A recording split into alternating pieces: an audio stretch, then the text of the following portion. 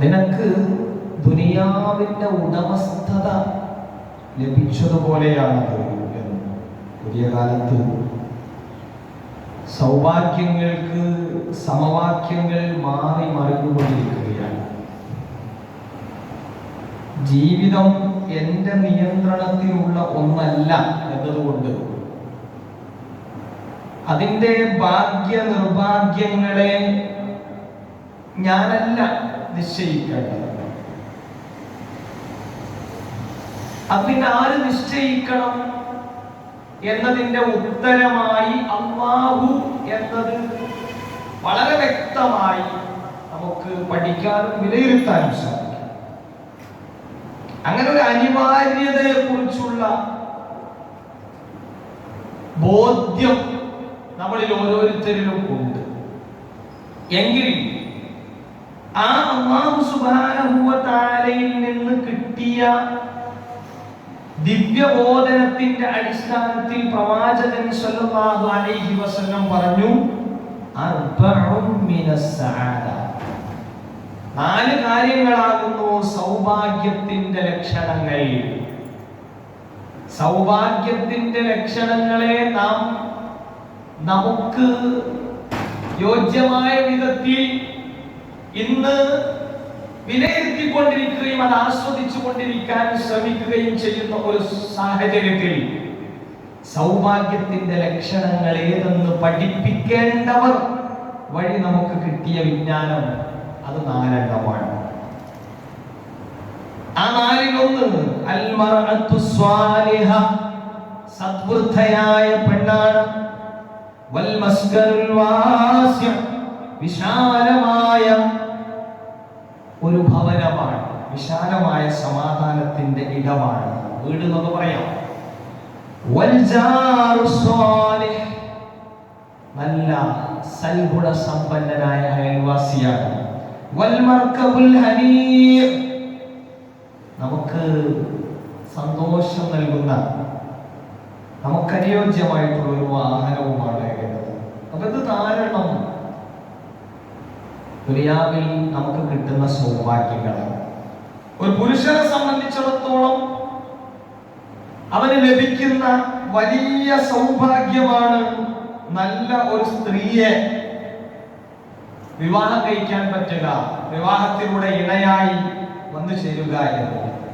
LGBTQ ആക്ടിവിസത്തിന്റെ വേരുകൾ നമ്മുടെ പരിസരങ്ങളിൽ പോലും മുളച്ചു പൊങ്ങിക്കൊണ്ടിരിക്കുന്ന ഈ സന്ദർഭത്തിൽ മാനവരാശിയുടെ രക്ഷിതാവായ അല്ലാഹു സുബ്ഹാനഹു വ തആല മനുഷ്യനോട് കൽപ്പിക്കുന്നത് ആണും പെണ്ണും വിവാഹബന്ധത്തിലൂടെ ദാമ്പത്യം നയിച്ച് തലമുറകൾക്ക് കരുത്തു പകരണം എന്നൊരാശയമാണ്. ഇത് അല്ലാഹു സുബ്ഹാനഹു വ തആല നമ്മുടെ മുമ്പിൽ വെക്കുകയാണ്. ഇന്ന് ക്യാമ്പസുകളിലേക്ക് നമ്മുടെ മക്കൾ, നമ്മുടെ കുടുംബക്കാർ ഒക്കെ ചെല്ലുമ്പോൾ ആ ക്യാമ്പസുകളിലെ മലിനമായ ആശയങ്ങളെ, ഐഡിയോളജികളെ ചേർത്തുപിടിക്കാൻ നമ്മുടെ മക്കൾക്കോ അല്ലെങ്കിൽ നമ്മുടെ മക്കളുടെ കൂട്ടുകാരന്മാർക്കും കൂട്ടുകാരികൾക്കൊക്കെ മനസ്സു വരുന്നത് യഥാർത്ഥത്തിൽ സത്താവായ നാഥൻ എന്താണ് മനുഷ്യനെ കുറിച്ച് പറഞ്ഞത് എന്നതിനെ കുറിച്ചുള്ള ബോധമില്ലായ്മയിൽ നിന്നാണ്. അതുകൊണ്ട് നമ്മൾ കൃത്യമായി കൊടുക്കണം. ഇണകളാക്കി നിങ്ങളെ സൃഷ്ടിച്ചു എന്ന വിശുദ്ധ ഖുർആനിന്റെ ഒന്നിലധികമുള്ള വചനങ്ങൾ നമ്മൾ കാണുകയാണ്. ഇന്നും നമ്മൾ നമസ്കാരത്തിൽ അത് ഉച്ചത്തിൽ പാരായണം ചെയ്തത് കേട്ടു. വഖലഖനാകും അസ്വാജാ, നിങ്ങളെ നാം ഇണകളായി സംവിധാനിച്ചു, നിങ്ങളെ നാം ഇണകളാക്കി. വമാ ഖലഖൽ ദകറ വൽ ഉൻസ, ആണിനെയും പെണ്ണിനെയും സൃഷ്ടിച്ചവനായ അല്ലാഹു സുബ്ഹാനഹു വ തആല അത് പ്രത്യേകമായ അവന്റെ വിശേഷണങ്ങളിലേക്ക് ചേർത്തി പറയുകയാണ്. അഥവാ അതങ്ങനെയാണ് ഉണ്ടാവേണ്ടത്. മനുഷ്യ ജീവിതം എന്ന് പറയുന്നത് അതിന്റെ പ്രകൃതിയിൽ തന്നെ തേടുന്ന ഒരാവശ്യമാണല്ലോ. ആണിന് പെണ്ണും പെണ്ണിന് ആണും എന്നുള്ള ഒരു അവസ്ഥ. അല്ലാഹു സുബ്ഹാനഹു വ തആല പറയുന്ന സൂറത്തുൻ നിസാഇൽ 1-ാമത്തെ വചനം, യാ അയ്യുഹന്നാസു തഖൂ റബ്ബകുമുല്ലദീ ഖലഖകും മിൻ നഫ്സിൻ വാഹിദ. അല്ലാഹുവിനെ നിങ്ങൾ സൂക്ഷിക്കണം, നാഥനെ നിങ്ങൾ സൂക്ഷിക്കണം. അവൻ ആരാണ്? അല്ലദീ ഖലഖകും മിൻ നഫ്സിൻ വാഹിദ. നിങ്ങളൊരു ആത്മാവിൽ നിന്ന് സൃഷ്ടിച്ചവനാണ് അവൻ. വഖലഖ മിൻഹാ സൗജഹാ, എന്നിട്ട് അതിലേക്ക് ഇണയെ കൂടി സൃഷ്ടിച്ചവനാണ് അല്ലാഹു. വബസ മിൻഹുമാ റിജാലൻ കസീറൻ വനിസാഅ, എന്നിട്ട് തലമുറകളുടെ വ്യാപനം അതുവഴി സാധ്യമാക്കിയവനാണ് അവൻ. അതിനാണ് പലരും ഇന്ന് വിലങ്ങുതടിയായി നിൽക്കും. നമ്മുടെ മുൻഗാമികൾ ഇന്ന് കാണുന്നത് പോലെ LGBT പോലെയുള്ള ആക്ടിവിസങ്ങളെ, ജെൻഡർ പൊളിറ്റിക്സിനെയൊക്കെ മുന്നിൽ വെച്ചുകൊണ്ട് ആണിന് ആണും പെണ്ണിന് പെണ്ണും അല്ലെങ്കിൽ സെൽഫ് മാരേജും ഒക്കെ നടത്തിയിരുന്നു എങ്കിൽ ഒരു തലമുറയുടെ വ്യാപനം സാധ്യമാകുമായിരുന്നില്ല. പക്ഷെ ആ വ്യാപനത്തിന്റെ ഉത്തരവാദിത്വം അല്ലാഹു ഏറ്റെടുത്തത് കൊണ്ട് ഒരിക്കലും അത് സാധ്യമാവുകയില്ല. അങ്ങനെ ഒരു പൊട്ടൻ ഐഡിയോളജി ഇവിടെ നടപ്പിലാവുകയില്ല എന്നർത്ഥം. പക്ഷെ അതിന്റെ പിന്നാലെയും ആളുകൾ സൈക്കിൾ എടുത്ത് കൂടുന്നുണ്ട്. പ്രിയപ്പെട്ടവരെ, ഇവിടെ നമ്മൾ മനസ്സിലാക്കണം, ഇണകളായി സംവിധാനിച്ചു എന്നത് അല്ലാഹു അവന്റെ ഒരു അത്ഭുത കാര്യമായിട്ട് നമ്മളെ പരിചയപ്പെടുത്തുകയാണ്. ഒരു അത്ഭുതമാണ്. ആണും പെണ്ണും കൂടിച്ചേരുക വിവാഹത്തിലൂടെ എന്നുള്ളതിനെ അല്ലാഹു സുബ്ഹാനഹു വ തആല പറഞ്ഞത് ഭൂമിയെ പോലെ, സൂര്യനെ പോലെ, ചന്ദ്രനെ പോലെ, രാവിലെയും പകലിനെയും പോലെ, അല്ലെങ്കിൽ എന്തൊക്കെ പ്രാപഞ്ചിക ദൃഷ്ടാന്തങ്ങളുണ്ടോ ആ ദൃഷ്ടാന്തങ്ങളൊക്കെ പറയുന്ന കൂട്ടത്തിൽ സൂറത്തുർ റൂമിലെ വചനമായി അല്ലാഹു പറയുകയാ, വമിൻ ആയാതിഹി അൻ ഖലഖ ലക്കും മിൻ അൻഫുസികും അസ്വാജാ ലിതസ്കുനൂ ഇലൈഹാ. വമിൻ ആയാതിഹി, അവന്റെ ദൃഷ്ടാന്തങ്ങളിൽപ്പെട്ടതാണ്. അവന്റെ ദൃഷ്ടാന്തങ്ങളിൽപ്പെട്ടതാണ്. അള്ളാഹുവിന്റെ ദൃഷ്ടാന്തം എന്ന് പറഞ്ഞാൽ നിസാരമായ ഒരു കാര്യം ആകാൻ പാടില്ല. അത് അങ്ങനെ നിസാരമല്ലാത്ത ഏറെ അത്ഭുതാവഹമായിട്ടുള്ള കാര്യമായി എന്തിനാ പറയുന്നത്? അൻ ഖലഖ ലക്കും മിൻ അൻഫുസികും അസ്വാജാ, നിങ്ങളെ ഇണകളാക്കി സംവിധാനിച്ചു എന്നതാണത്രേ അല്ലാഹുവിന്റെ ദൃഷ്ടാന്തം എന്ന് വിശുദ്ധ ഖുർആൻ. എന്താണ് വിവാഹം? വിവാഹത്തിലൂടെയാണ് ഇണതുണകൾ ഉണ്ടായിത്തീരുന്നത്. അത് വിശാലമായ കുടുംബാന്തരീക്ഷത്തിലേക്ക് എത്തുന്ന ഒരു സമൂഹ നിർമ്മിതിയിലേക്ക് നീങ്ങുന്ന അതിന്റെ ഒക്കെ തുടക്കം വൈവാഹിക ജീവിതമാണ്. നിക്കാഹിലൂടെ വരൻ വധുവിന്റെ പിതാവിനെയോ വലിയനെയോ ഒക്കെ കരം കൊടുത്ത് ഒരു മീസാക്കൻ ഗലീദ എന്ന വിശേഷണം ലഭിക്കപ്പെട്ടിട്ടുള്ള നിക്കാഹ് കർമ്മത്തിലൂടെ വധുവിന്റെ ഉപ്പയോ വലിയോ നിങ്ങൾ വരനോട് പറയുകയാണ്, നിങ്ങൾ നിശ്ചയിച്ചിട്ടുള്ള, നിങ്ങൾ നൽകാം എന്നേറ്റിട്ടുള്ള ഈ മഹറിന്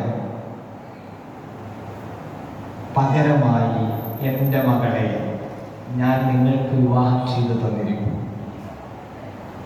കേവലം അതിലൂടെ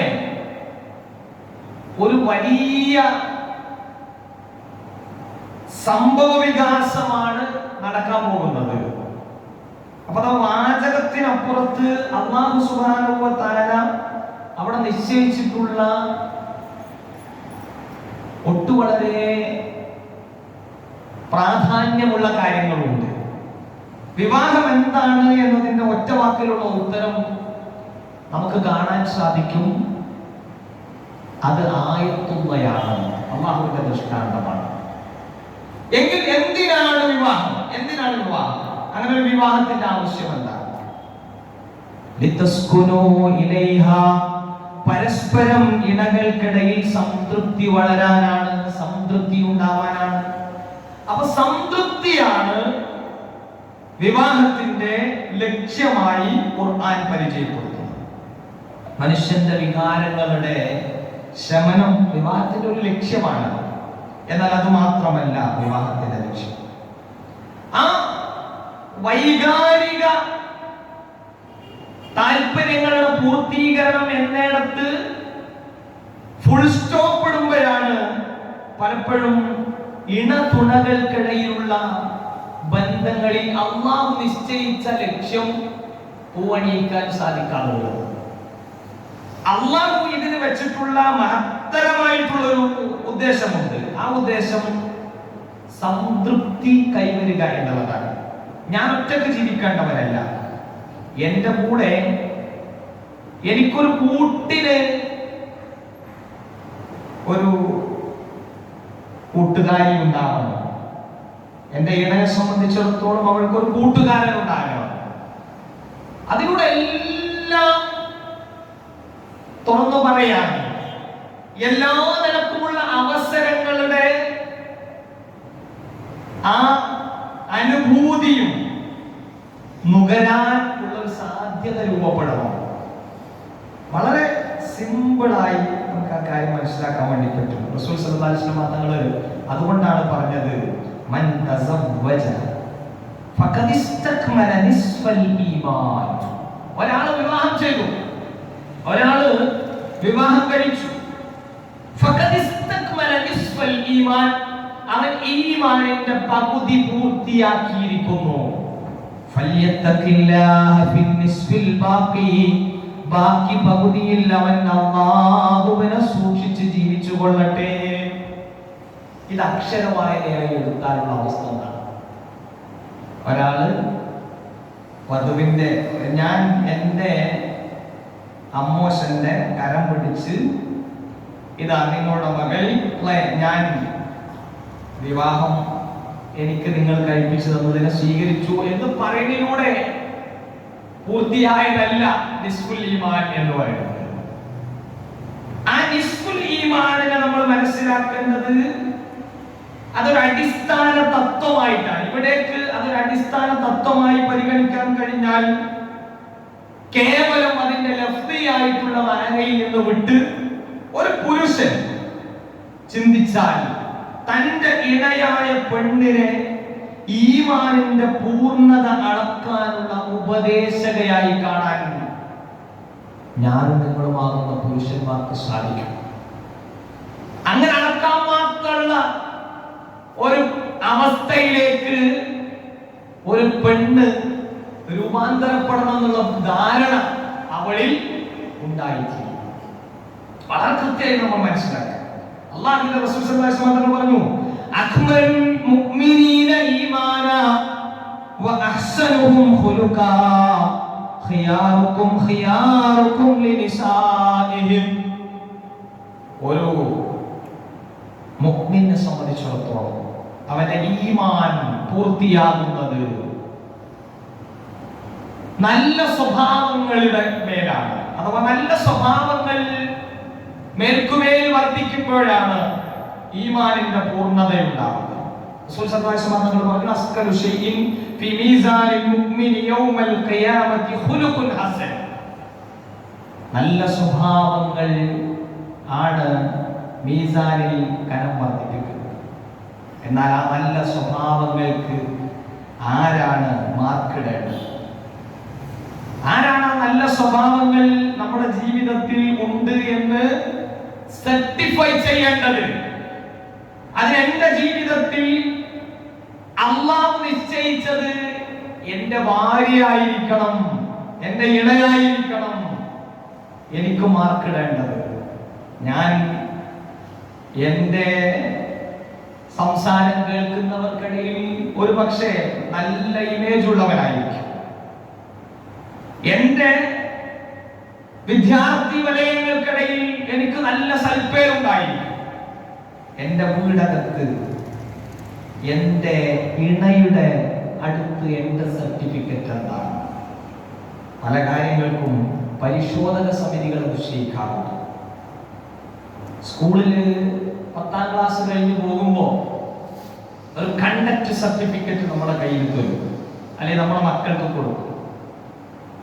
അതിൽ ഒരു ക്ലീശയായിട്ടുള്ള ഒരു ഡയലോഗ് ഗുഡ് എന്ന് ഓൾറെഡി അവിടെ എഴുതി വെക്കാൻ വേണ്ടിയിട്ട് നിശ്ചയിക്കപ്പെട്ടവരാണ് സ്കൂളിന്റെ പ്രധാനാധ്യാപകർ. അതങ്ങനെ തന്നെ ഇങ്ങനെ എഴുതി അങ്ങനെ പോകും. പിന്നെ വല്ല അലമ്പും കച്ചറൊക്കെ ഉണ്ടാണോ എന്ന് മാത്രമാണ്. അത്രയും സഹി കെട്ടാൽ അത് ബാഡിലേക്കൊക്കെ പോകും. ഇങ്ങനെയല്ല, മറിച്ച് വളരെ കൃത്യമായി വ്യക്തമായ ഒരു ആ വിഷയത്തിൽ നമ്മുടെ സ്വഭാവത്തിന്റെ സർട്ടിഫിക്കറ്റ് നൽകാൻ നമ്മുടെ ഇണകളെ, പുരുഷന്മാരെ സംബന്ധിച്ചിടത്തോളം സ്ത്രീകളെ അള്ളാഹു പേന ഏൽപ്പിച്ചിട്ടുണ്ട്. ആ എഴുത്തിൽ നമുക്ക് എക്സലൻസും വെരി ഗുഡും ഒക്കെ കിട്ടുമോ എന്നുള്ളതാണ് ചോദ്യം. അല്ലാഹുവിന്റെ റസൂൽ സല്ലല്ലാഹു അലൈഹി വസല്ലം അവിടത്തേക്ക് അങ്ങനെയുള്ള സർട്ടിഫിക്കറ്റ് കിട്ടിയിട്ടുണ്ട്. റസൂലിന്റെ സർട്ടിഫിക്കറ്റ് ആദ്യം കൊടുത്തത് അല്ലാഹുവാണ്.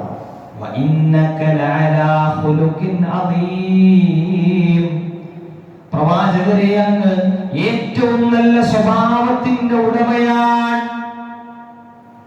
റസൂലിന്റെ സ്വഭാവം അന്വേഷിച്ച് നാട്ടുകാരായിട്ടുള്ള സ്വഹാബിമാർ വന്നു. സ്വഹാബിമാർ വന്നപ്പോ അവിടുത്തെ പത്നി ആയിഷ റളിയല്ലാഹു അൻഹ അവർക്ക് വിശദീകരിച്ചു കൊടുക്കുകയാണ്. റസൂലിന്റെ സ്വഭാവ സർട്ടിഫിക്കറ്റ് കൊടുക്കുകയാണ്. കാന ഖുലുഖുഹു അൽ ഖുർആൻ, അദ്ദേഹത്തിന്റെ സ്വഭാവം ഖുർആനാണ്. ഇതൊരു വലിയ സർട്ടിഫിക്കറ്റ്. ആ ഖുർആൻ എന്താണോ പിന്നെ സ്വഭാവമായി പരിചയപ്പെടുത്തിയത് അതവിടെ ഉണ്ട്. നമ്മുടെയും ഭാര്യമാർ ഒരു പക്ഷേ ഇങ്ങനെ പറയും, നമ്മളിത് പ്രത്യേക ഇമ്പോസിഷൻ ഒക്കെ എഴുതി കൊടുത്താൽ എന്ന് പറഞ്ഞാൽ ഞാൻ എന്റെ ആൾക്കാർ കുറച്ച് ആൾക്കാർ കണ്ടു വരും, സ്വഭാവം അന്വേഷിക്കാൻ വേണ്ടി വലിയോറ പുറകെ കുറച്ച് ആൾക്കാർ കണ്ടു വരും. അപ്പൊ ഈ ഓരോടങ്ങൾ പറഞ്ഞാണ്ടി എന്റെ ഭർത്താവിന്റെ സ്വഭാവം ഖുർആനാണ് ഞാൻ പറഞ്ഞാലല്ലാതെ ആ ഒരു അഭിപ്രായത്തിലേക്ക് എത്താൻ നമ്മുടെ സ്വഭാവ മഹിമ കൊണ്ട് നമുക്ക് സാധിച്ചിട്ടുണ്ടോ? ഒരു ചോദ്യമാണത്. അത് നമുക്ക് സാധ്യമാവണം. വിശുദ്ധ ഖുർആൻ പറയുന്നത് വഅശിറുഹുന്ന ബിൽ മഅറൂഫ്, നിങ്ങൾ ഹുസ്നുൽ മുആശറത്ത് ഉണ്ടാക്കിയെടുക്കണം. നല്ല സഹവർത്തിത്വം നിങ്ങൾക്കിടയിൽ ഉണ്ടാകണം. ഒരു പുരുഷൻ വിവാഹ ജീവിതത്തിലേക്ക് പ്രവേശിക്കുന്നത് തന്റെ പെണ്ണിന് പാരിതോഷികം എന്ന നിലക്ക് മഹർ കൊടുത്തിട്ടാണല്ലോ. ആ മഹർ കൊടുക്കുന്നതോടുകൂടി പുരുഷൻ തന്റെ പെണ്ണിനെ സ്വന്തമാക്കുകയാണ്. അതുവരെ 10-20 വർഷക്കാലം അല്ലെങ്കിൽ എത്ര വയസ്സാണോ നമ്മൾ കെട്ടുന്ന പെണ്ണിനുള്ളത് അത്രയും വർഷക്കാലം ഒരു വാപ്പ തന്റെ സംരക്ഷണത്തിൽ ഇങ്ങനെ കഴിഞ്ഞു പോരുന്ന ഈ പെൺകുട്ടിയെ വാപ്പാക്കിന് നോക്കാൻ പറ്റൂല എന്ന് കരുതിയിട്ട് തടി ഒഴിവാക്കുന്ന, തടിമ്പെന്ന് ഒഴിവാക്കുന്ന ഒരു ഏർപ്പാടല്ലത്. മറിച്ച് ഇങ്ങനെയൊക്കെയാണ് ചെയ്യേണ്ടത് എന്ന മതത്തിന്റെ വ്യവസ്ഥയുള്ളത് കൊണ്ട് അതങ്ങോട്ട് ഏൽപ്പിക്കുകയാണ്. വാപ്പാക്ക് വശമല്ലാത്തതല്ല. പിന്നെ വാപ്പാന്റെ പ്രതീക്ഷ എന്തായിരിക്കണം? ഒരു പെണ്ണിന്റെ ഒപ്പാന്റെ പ്രതീക്ഷ എന്തായിരിക്കണം? ഞാൻ ഈ ഏൽപ്പിച്ചിട്ടുള്ള വ്യക്തി എന്റെ മരുമകനായി അല്ലെങ്കിൽ എന്റെ മകനായി ഇന്നു മുതൽ എന്റെ കൂടെയുള്ള ഈ വ്യക്തി എന്റെ മോളെ ഞാൻ പരിചരിച്ചതിനേക്കാൾ ബുദ്ധിയായി ഭംഗിയായി പരിചരിക്കുന്നതോടൊപ്പം അവൾക്ക് ലഭ്യമാകേണ്ട ശാരീരിക സുഖവും മാനസിക സുഖവും ഒക്കെ വേറെ തരക്കും കൊടുക്കാൻ കേൾപ്പിച്ചവരാണ്. അതുകൊണ്ട് മനസ്സിലാകുക അവന്റെ ദീനി നിഷ്ഠയിൽ നിന്നാണ് മനസ്സിലാക്കുക. അതുകൊണ്ടാണ് ഹിത്ബത്തിനൊക്കെ വലിയ പ്രാധാന്യം മതം നൽകിയത്. അഥവാ വിവാഹ അന്വേഷണത്തിലേക്ക് എത്തുന്നതുമായി ബന്ധപ്പെട്ട കാര്യങ്ങൾ. അത് വേറൊരു വിഷയമാണ്, ഞാൻ അതിലേക്ക് പോകുന്നില്ല. നമ്മൾ ഈ മഹർ കൊടുക്കുന്നതോടുകൂടി പുരുഷൻ മാത്രമാണ് അത് കൊടുത്തത്. എന്നാൽ അല്ലാഹു നമുക്ക് അവന്റെ ദൈവിക സമ്മാനമായി, ദൈവിക പാരിതോഷികമായി രണ്ടുപേർക്കുമിടയിൽ രണ്ട് കാര്യങ്ങൾ വെച്ചിട്ടുണ്ട്. നമ്മളൊരൊറ്റ ആയത്തിന്റെ അടിസ്ഥാനത്തിൽ ഇന്നത്തെ ചർച്ച പോകുന്നത് അത് വിവാഹം, അതിലൂടെ രൂപപ്പെടുന്ന ഇണതുണകൾ, പിന്നീട് അവിടെ നിന്നുണ്ടാകുന്ന സമൂഹ നിർമ്മിതി, ഇതൊക്കെ അതിലേക്ക് വിഷയീഭവിക്കുന്നതാണ്. അതിലെ ഒരു ചെറിയ ഫോക്കസ് ആണ് നമ്മൾ ഇന്നത്തെ സംസാരത്തിന്റെ ഉദ്ദേശം.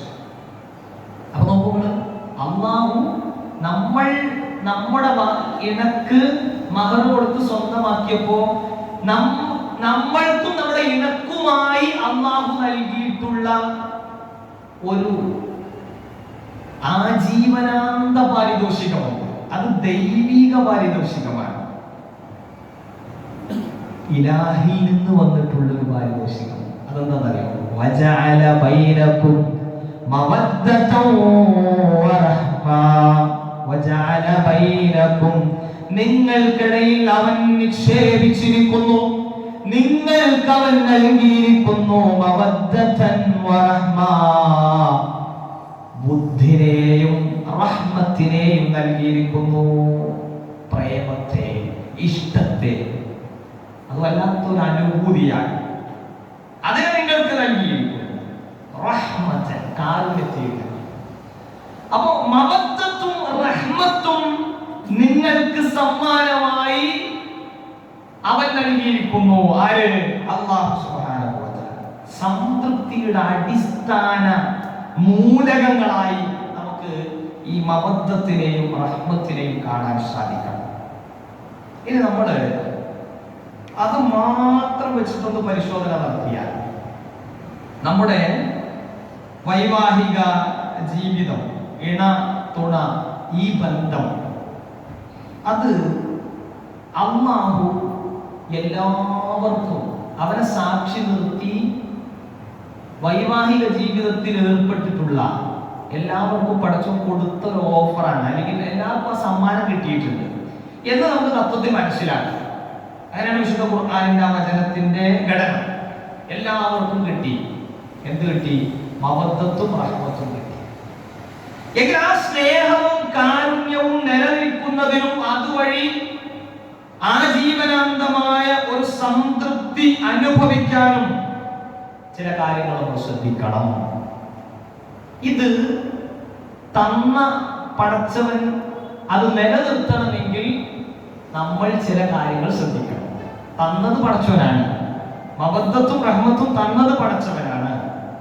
എന്നാൽ എന്റെയും എന്റെ ഇണയുടെയും ഇടയിൽ അത് നിലനിൽക്കണോ വേണ്ടേ, നിലനിർത്തണോ വേണ്ടേ എന്ന് തീരുമാനിക്കേണ്ടത് നമ്മളാണ്. എല്ലാ കാര്യത്തിലും അങ്ങനെ തന്നെയാണ്. പടച്ചവൻ കുറെ കാര്യങ്ങൾ തന്നിട്ടുണ്ട്. അതാണ് ഇന്നാ ഹദൈനാഹു സബീൽ ഇമ്മാ ശാകിറൻ വ ഇമ്മാ കഫൂറാ. രണ്ട് വഴികളാണ് ഒരു മനുഷ്യന്റെ മുമ്പിൽ അല്ലാഹു തുറന്നു വെച്ചിട്ടുള്ളത്. മനുഷ്യന്റെ സ്വാതന്ത്ര്യം ഉപയോഗപ്പെടുത്തി അവന് നേരായ വഴിയിലൂടെ നടക്കാം, അതല്ല അവനിതൊന്നും വേണ്ട എന്ന് വിചാരിച്ച് സ്വതന്ത്രമായി ചിന്തിക്കുകയും ചെയ്യാം. അത് മനുഷ്യന്റെ സ്വാതന്ത്ര്യവുമായി ബന്ധപ്പെട്ട എവിടെ അത് ബാധകമാണ്. നമുക്ക് അല്ലാഹു തന്ന റഹ്മത്തും മവദ്ദത്തും നിലനിർത്തണോ?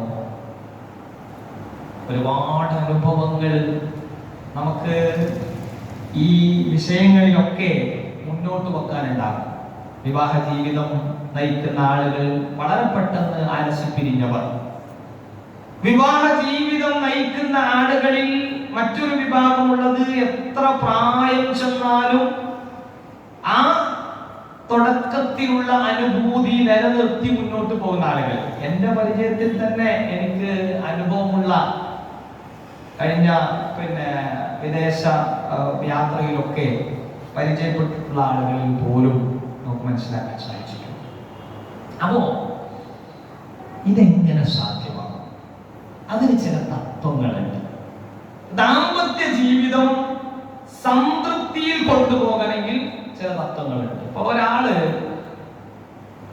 കല്യാണമൊക്കെ കഴിഞ്ഞ് എത്ര കാലം വേണമെങ്കിലും ഒരു അഡ്ജസ്റ്റ്മെന്റിൽ കൂടെ ജീവിക്കാം, ഒരു പ്രശ്ന കാര്യത്തിലില്ല. അവിടെ എന്താ പറയാ, അവിടെ ഉണ്ടാകും ലൈംഗികതയൊക്കെ അവിടെ ഉണ്ടാവും, ശാരീരിക സുഖങ്ങളൊക്കെ എടുക്കുന്നൊക്കെ പരിപാടിയൊക്കെ അവിടെ ഉണ്ടാവും. പക്ഷേ ഒരു അഡ്ജസ്റ്റ്മെന്റ് പരിപാടിയായിട്ടായിരിക്കും അതിങ്ങനെ തള്ളിപ്പോകുന്നുണ്ടാകുക. ഒന്നിനും തള്ളി അങ്ങനെയൊക്കെ പോകുന്നു, അങ്ങനെയല്ല നമുക്ക് ഉണ്ടാകും. എന്റെയും നിങ്ങളുടെയും ജീവിതത്തിൽ നമ്മൾ പെണ്ണ് കെട്ടിയത്, വിവാഹം ചെയ്യുന്നത് കാല് കെട്ടിക്കാൻ വേണ്ടിയിട്ടല്ല, മറിച്ച് വളരെ അധികം സംതൃപ്തിയും സമാധാനവും നമ്മുടെ ജീവിതത്തിൽ കഴിയാൻ വേണ്ടിയിട്ട്. അപ്പൊ അതിന് വേണ്ട ഒന്നാമത്തെ കാര്യമാണ് തആഹുദ്. പരസ്പരം കരാറുകൾ അറിഞ്ഞ് മനസ്സിലാക്കി അത് പരിപാലിച്ചു കൊണ്ടുവരുന്ന ഒരു സ്വഭാവം ഉണ്ടാകും. ഇണതുണകൾക്കിടയിൽ അല്ലാഹു സുബ്ഹാനഹു വ തആല വെച്ചിട്ടുള്ള ചില കരാറുകളുണ്ട്. ഇതൊരു മീസാഖുൻ ഖലീലാണ് എന്ന് നമ്മൾ പഠിച്ചല്ലോ, ബലിഷ്ഠമായ ഒരു കരാറാണ്. ഈ കരാറ് കേവലം വാചകങ്ങളിൽ ഒതുങ്ങുന്നതല്ല, മറിച്ച് ഈ കരാറിലൂടെ ഒന്നായ രണ്ടുപേർ, ആ രണ്ടുപേരും അറിഞ്ഞ് ഉൾക്കൊണ്ട് പരസ്പരം എന്ത് ചെയ്യേണ്ടതുണ്ട്, കൊടുക്കേണ്ടത് കൊടുത്ത് നിറവേറ്റേണ്ടത് നിറവേറ്റി മുന്നോട്ട് പോകേണ്ടത്. അവിടെ മുആവിയ റളിയല്ലാഹു അൻഹു ഒരിക്കൽ അല്ലാഹുവിന്റെ റസൂലിന്റെ അടുക്കലേക്ക് വന്നു സ്വല്ലല്ലാഹു അലൈഹി വസല്ലം. റസൂൽ സല്ലല്ലാഹു അലൈഹി വസല്ലം തങ്ങളോട് ചോദിച്ചു, എന്താണ് റസൂലേ എനിക്ക് എൻ്റെ ഭാര്യയോടുള്ള കടമകൾ, എൻ്റെ ഇണയോട്, എൻ്റെ പെണ്ണിനോട് എനിക്കുള്ള കടമകൾ എന്തൊക്കെയാണ്? അപ്പൊ റസൂൽ സല്ലല്ലാഹു അലൈഹി വസല്ലം തങ്ങൾ ഒരു മറുപടി കൊടുത്തു, നീ ഭക്ഷണം കഴിച്ചാൽ അവിടെയും ഭക്ഷിപ്പിക്കേണ്ടത് നിന്റെ കടമയാണ്. അഥവാ നമ്മൾ എപ്പോഴും ജോലിക്കൊക്കെ പുറത്തേക്ക് പോകുമ്പോ നമ്മൾ പുറത്തുനിന്നൊക്കെ ഭക്ഷണം കഴിക്കും, അതേപോലെ അങ്ങോട്ടും അവരെ കൊണ്ടുപോകണം എന്നല്ലല്ലോ ഇപ്പൊ അതിന്റെ ഉദ്ദേശം. ലഫ്ളിയായ മഴക്കപ്പുറത്ത് ആശയപരമായിട്ടുള്ള നിലയിൽ നമ്മൾ ചിന്തിക്കേണ്ടതുണ്ട്. നമ്മുടെ ഭാര്യ പട്ടിണി കിടക്കുക, നമ്മുടെ വീട്ടുകാര് സുഭിക്ഷമായി ഭക്ഷണം കഴിക്കാൻ പറ്റാതിരിക്കെ നമ്മൾ ഇതൊക്കെ നിർവഹിക്കുന്നു എങ്കിൽ അതൊരു കുറ്റമാണ്, അത് കരാർ ലംഘനമാണ്. അപ്പോ ഒരു പുരുഷന്റെ ഉത്തരവാദിത്തമാണ്. ഒരു പുരുഷൻ പെണ്ണിന്റെ മേൽ നിയന്ത്രണ അധികാരമുള്ളവനാണ്. കവ്വാമൂന എന്നാണ് പ്രയോഗിച്ചത്. അതിനൊക്കെ യുക്തിവാദികള് പല കോലത്തിൽ പൊട്ടിമാട്ടാറുണ്ട്. എന്താ ഉദ്ദേശം?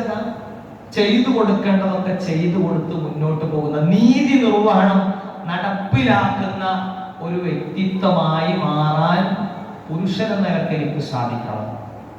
എൻ്റെ ഭാര്യ ജോലിക്ക് പോകുന്നുണ്ടെങ്കിൽ അവളുടെ ആ ജോലിയിൽ നിന്നുള്ള സമ്പാദ്യം അവൾക്ക് വേണ്ടതുപോലെ ചെലവഴിക്കാം, എനിക്ക് വേണമെങ്കിൽ തരാം, പക്ഷെ എനിക്കത് ചോദിക്കാനുള്ള അവകാശമല്ല. ഇതാണ് ദീൻ. അപ്പൊ എന്താ പറയാ, ബിമാ അൻഫഖു എന്ന് പറഞ്ഞല്ലോ, അവര് ബിമാ അൻഫഖ്തു, നിങ്ങൾ ചെലവഴിക്കുന്നത് കൊണ്ടാണ് നിങ്ങൾക്ക് അവരുടെ മേൽ പ്രത്യേകമായ ഒരു പവർ വന്നിട്ടുള്ളത് എന്ന്. ചെലവഴിക്കേണ്ട ഉത്തരവാദിത്വം പുരുഷനാണ്. വീടിന്റെ ഉത്തരവാദിത്വം അത് കൃത്യമായി അവിടേക്ക് എത്തിച്ചു കൊടുക്കേണ്ട സംഗതികളൊക്കെ എത്തിച്ചു കൊടുക്കുക, അതിൽ ഒരു ബാധ്യതയായിട്ടാണ് റസൂൽ ഇത് പരിചയപ്പെട്ടത്. നീ ഭക്ഷണം കഴിക്കുന്നുണ്ട്, നിനക്ക് നല്ല സൗകര്യങ്ങൾ ഉണ്ടെങ്കിൽ അവൾക്കും അത് കിട്ടണം. അവിടെ നീ പ്രശ്നം ഉണ്ടാക്കുന്ന ആളാവരുത്. നീ വസ്ത്രം ധരിക്കുന്നുവെങ്കിൽ അവളെയും വസ്ത്രം ധരിപ്പിക്കൽ നിന്റെ ഉത്തരവാദിത്വമാണ്. സൗകര്യങ്ങളുടെ വിഷയങ്ങളാണ് ഈ രണ്ട് ഭാഗത്തും പറഞ്ഞത്. ഇത് പുതിയ കാലത്ത് 1400 കൊല്ലം മുമ്പത്തല്ല അവിടെ ഉദ്ദേശിക്കുന്നത്. ഇവിടെ ദൂർത്തും അതുപോലെ തന്നെ പൊങ്ങച്ചവും ഒക്കെയാണ് ഈ വിഷയത്തിലൊക്കെ ഉണ്ടായിക്കൊണ്ടിരിക്കുന്നത്. ഇത് പറയാനാണോ, ഇത് കേൾക്കാനാണ് ഞങ്ങൾ ഇവിടെ വന്നത്? ഇത് രണ്ടും കേൾക്കുമ്പോൾ നമുക്ക് ഒരു ആശങ്ക ഉണ്ടായേക്കാം. ഇത് ആ കാലഘട്ടത്തിൽ നമ്മൾ ആലോചിക്കണം. അവര് ഒരു ദിവസം അല്ലെങ്കിൽ ഒരു നേരം കഴിക്കാനുള്ള വിഭവങ്ങൾ അവർക്ക് മുമ്പിൽ വന്നാൽ ആലോചിക്കണ ടീമായിരുന്നു. അഥവാ നമ്മളെല്ലാം തികഞ്ഞവരാണെന്ന് വിചാരിക്കും. അപ്പൊ മൊത്തം അതിന് ഒരു കാരക്കച്ചീള ഉള്ളതുണ്ടെങ്കിൽ ആ കാരക്കച്ചീളിൽ നിന്ന് പങ്കുവെക്കണം എന്ന ആശയമാണ് ഇതിൽ നിന്നൊക്കെ നമുക്ക് മനസ്സിലാക്കാൻ പറ്റും. എനിക്ക് കിട്ടി, ഓ അൽഹംദുലില്ലാ എന്ന് പറയുന്നപ്പുറത്ത് എന്റെ ഇണ പട്ടിണിയാണ്, അവൾക്ക് കൊടുക്കണം എന്ന ഒരു ആശയമാണ് ഇതിന് പറ്റും.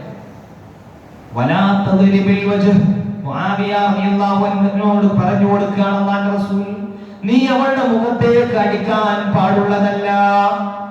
അപ്പൊ ഒരു പെണ്ണ് ആണ് ഇങ്ങനെ വൈവാഹിക ജീവിതത്തിലൊക്കെ കുറെ പ്രശ്നങ്ങൾ അസ്വാരസ്യങ്ങളൊക്കെ ഉണ്ടാകും. ഈ അസ്വാരസ്യങ്ങൾ ഉണ്ടാകുന്ന സമയത്ത് പ്രകോപനങ്ങൾ ഉണ്ടാകും. സ്വാഭാവികമായിട്ടും കൂട്ടത്തിൽ ശക്തനും മല്ലനും ആയിട്ടുള്ളത് പ്രകൃത്യ പുരുഷനായതുകൊണ്ട് പുരുഷന്റെ ഭാഗത്ത് അടിക്കാനുള്ള സാധ്യത ഉണ്ട്. ഇന്ന് സാഹചര്യങ്ങളൊക്കെ പലതരക്കുമാണ്. ആണ് ഇങ്ങോട്ട് പേടിച്ച് ജീവിക്കേണ്ട അവസ്ഥയൊക്കെ ആ ഭാഗത്ത് അപ്പുറത്ത് വേറെ അങ്ങനെയും കിടക്കുന്നുണ്ട്.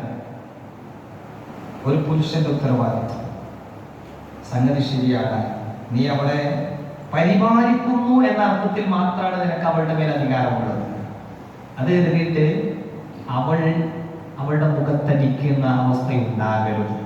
അപ്പോ അത് ഒരു പവിത്രമായ കാര്യത്തെ പരിചയപ്പെടുത്തുക. അപ്പൊ പ്രകോപനം അവളിലേക്ക് നിന്റെ ഭാഗത്ത് നിന്ന് ഉണ്ടാകുന്നത് പോലും എങ്ങനെ ആവരുതെന്ന് പഠിപ്പിച്ചു. നീ അവളെ വഷളാക്കരുത്. എങ്ങനെ വഷളാക്കലുണ്ടാവുക? സ്വാഭാവികമായിട്ടും ഒരു പുരുഷന്റെ ഭാഗത്ത് നിന്ന് നമ്മുടെ നാട്ടിലെ സംബന്ധിച്ചിടത്തോളം പ്രത്യേകിച്ചും നമ്മൾ നിൽക്കുന്നത് പിന്നെ കൂട്ടുകുടുംബ വ്യവസ്ഥയിലാണ്. അപ്പോ സ്വാഭാവികമായിട്ടും ഇവിടുത്തെ ഒരു സംസ്കാരവും ഒക്കെ അനുസരിച്ച് എല്ലാവരും ഒരുമിച്ച് ഇങ്ങനെ മുന്നോട്ട് പോകും. മതത്തിന്റെ നിഷ്ഠകളൊക്കെ പാലിച്ചുകൊണ്ടാണ് പോവേണ്ടത്. അങ്ങനെ പോകുന്ന സമയത്ത് വീട്ടിലെല്ലാവരും ഉണ്ട്. അങ്ങനെ നമുക്ക് ഇഷ്ടമില്ലാത്ത എന്തെങ്കിലും ഒരു കാര്യം സംഭവിച്ചു. ആ സംഭവിക്കുന്ന സമയത്ത് എന്റെ വാപ്പാന്റെയും ഉമ്മാന്റെയും മുമ്പിൽ വെച്ച്, എന്റെ ജ്യേഷ്ഠാനുജന്മാരുടെ ഒക്കെ മുമ്പിൽ വെച്ചിട്ട് ഞാൻ എന്റെ ഭാര്യയെ, എന്റെ ഇണയെ ഞാൻ ഇകഴ്ത്തി പറയുന്നത് പോലും വലാത്തുക്കബ്ബിഹിന്റെ പരിധിയിൽ അതിനെ നമ്മൾ അത് നിറവേറ്റിയ ആൾക്കാരായിട്ട് പോകും. വലാത്തുക്കബ്ബിഹ്, നീ വഷളാക്കരുതെന്നാണ്. അപ്പൊ വഷളാക്കാൻ എനിക്ക് പാടില്ല. പിന്നെ ലാസ്റ്റ് കാര്യം പറഞ്ഞു, വലാത്തഹ്ജുർ ഇല്ലാ ഫിൽ ബൈത്ത്, നിന്റെ കിടക്കുന്ന സ്ഥലത്ത് നിന്ന് അല്ലാതെ നീ മാറി പോകരുത്. ഇസ്ലാമിൽ നിക്കാഹ് മാത്രമല്ല, തൊലാഖും അനുബന്ധമായ വേർപിരിയാനുള്ള ന്യായമായ അവകാശങ്ങളൊക്കെ ഉണ്ട്. പക്ഷെ അവിടെ പോലും അതിന്റെ ഒരു പ്രാഥമിക ഘട്ടമായി പരിചയപ്പെടുത്തിയത്, നീ മസ്ലഹത്തിലൊക്കെ പോകുന്നതിന് മുമ്പ് നിങ്ങൾക്കിടയിൽ രമ്യമായി പരിഹരിക്കാൻ പറ്റുന്ന വിഷയങ്ങളെ ഉണ്ടാവുള്ളൂ. ചിലപ്പോ സൗന്ദര്യപ്പണക്കങ്ങളൊക്കെ അത് തീർക്കാൻ പറ്റും വീട്ടിൽ നിന്ന്. ഏത് കാലത്താണ് ആലോചിക്കുന്നത്? കട്ടിലും പിന്നെ പട്ടുമെത്തയൊന്നും ഇല്ലാത്ത കാലത്ത് നീ കിടക്കുന്ന സ്ഥലത്ത് ഒന്ന് മാറി തിരിഞ്ഞാൽ മതി. നമ്മൾ ഏത് കാലത്താണ് ചർച്ച ചെയ്യണത്? ഒരു കട്ടിലുമ്മ കടന്നിട്ട് തന്നെ പരസ്പരം ഇണതുണകളിൽ മനസ്സിലാകാത്തൊരു കാലഘട്ടം. ഞാൻ ഇപ്പുറത്ത് തിരിഞ്ഞിട്ട് മൊബൈലിലാണ്, അവൾ അപ്പുറത്ത് തിരിഞ്ഞത് മൊബൈലിലാണ്. ഇതാണ് പുതിയ കാലഘട്ടം, ന്യൂ മാരേജ് ലൈഫ് എന്നൊക്കെ പറഞ്ഞാൽ അങ്ങനെയായി മാറിയിട്ടുണ്ട്. റസൂലുള്ളാഹി സ്വല്ലല്ലാഹു അലൈഹി വസല്ലം പറയാണ്, നിങ്ങൾ കിടക്കുന്ന സ്ഥലത്ത് നിന്ന് അപ്പുറത്ത് മാറി കടന്നാൽ മതി, അതല്ലാത്തത് നിങ്ങൾക്കിടയിൽ ആദ്യം ഉണ്ടാവരുത്. ഇതൊക്കെ ശ്രദ്ധിക്കാൻ പറ്റണട്ടോ എന്ന് മുആവിയ റളിയല്ലാഹു അൻഹുവിന് അഡ്വൈസ് കൊടുക്കുക. ഇനി ഒരു പെണ്ണിന്റെ കടമകൾ എന്തൊക്കെയാണ്? നമ്മൾ പറഞ്ഞു, ആദ്യം വേണ്ടത് തആഹുദാണ്, പരസ്പരമുള്ള കരാറുകൾ പാലിക്കലാണ്. കരാറുകൾ പാലിക്കലാണ്. സ്നേഹം എന്നൊക്കെ പറഞ്ഞ അതിന്റെ നിർവചനം തന്നെ എന്താ അറിയോ? സ്നേഹത്തിന്റെ നിർവചനത്തെ കുറിച്ച് ഇമാം ഷാഫിഈ റഹ്മത്തുള്ളാഹി അലൈഹി പാടി വെച്ചൊരു കാര്യം, ലൗ കാന ഹുബ്ബുക സ്വാദിഖൻ ലഅതഖ്തഹു ഇന്നൽ മുഹിബ്ബ ലിമൻ യുഹിബ്ബു മുതീഉ. സ്നേഹിക്കുന്നത് ആരെയാണോ അവനെ പറയുന്നത് അനുസരിക്കാൻ, അവൾ പറയുന്നത് അനുസരിക്കാൻ നമ്മൾക്ക് താല്പര്യം ഉണ്ടാവും. അപ്പോഴേ യഥാർത്ഥ സ്നേഹമാകുന്നത്. അപ്പൊ സ്നേഹം ഈസ് ഈക്വൽ ടു അനുസരണ. ആ അനുസരണ എന്ന് പറയുന്നത് കരാറുകൾ പാലിക്കാൻ. എങ്ങനെ അനുസരണ ഉണ്ടാകണം എന്ന് നമുക്ക് പഠിപ്പിച്ചു തരേണ്ടത് നമ്മുടെ ജീവിതം നമുക്ക് നൽകിയിട്ടുള്ള സമ്മാനമായി തന്നിട്ടുള്ള പടച്ചവനാണ്. ആ പടച്ചവൻ പറയുന്നു, നിങ്ങൾക്കിടയിൽ പ്രശ്നങ്ങൾ ഉണ്ടാകാത്ത രൂപത്തിൽ ഓരോ ഇടപെടലുകൾ നടത്തണം. അപ്പൊ പുരുഷന്റെ കാര്യമാണ്. ഇനി ഒരു സ്ത്രീയെ സംബന്ധിച്ചിടത്തോളം അവൾ തൻ്റെ പുരുഷൻ വീട്ടിലേക്ക് വരുമ്പോ അല്ലെങ്കിൽ പുരുഷനെ കാണുമ്പോ